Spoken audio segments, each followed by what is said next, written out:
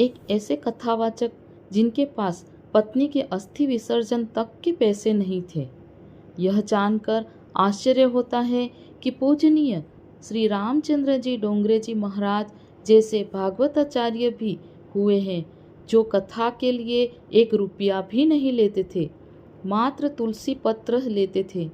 जहाँ भी वे भागवत कथा कहते थे, उसमें जो भी दान दक्षिणा चढ़ावा आता था, उसे उसी शहर या गांव में गरीबों के कल्याणार्थ दान कर देते थे। कोई ट्रस्ट नहीं बनाया और किसी को शिष्य भी नहीं बनाया। अपना भोजन स्वयं बनाकर ठाकुर जी को भोग लगाकर प्रसाद ग्रहण करते थे। डोंगरे जी महाराज कलयुग के दानवीर कर्ण थे।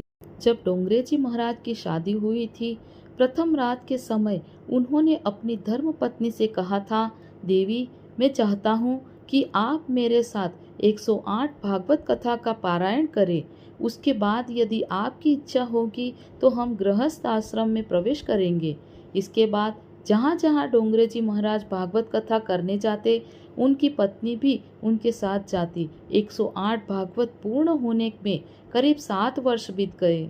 तब डोंगरे जी महाराज पत्नी से बोले, अगर अब आपकी आज्ञा हो तो हम गृहस्थ आश्रम में प्रवेश कर संतान उत्पन्न करें।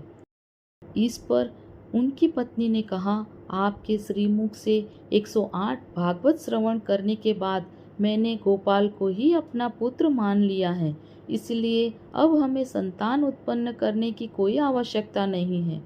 धन्य है ऐसे पति पत्नी, धन्य है उनकी भक्ति और उनका कृष्ण प्रेम। डोंगरे जी महाराज की पत्नी आबू में रहती थी और डोंगरे जी महाराज देश दुनिया में भागवत रस बरसाते थे। पत्नी की मृत्यु के 5वें दिन पश्चात उन्हें उसका पता चला। वे अस्थि विसर्जन करने गए।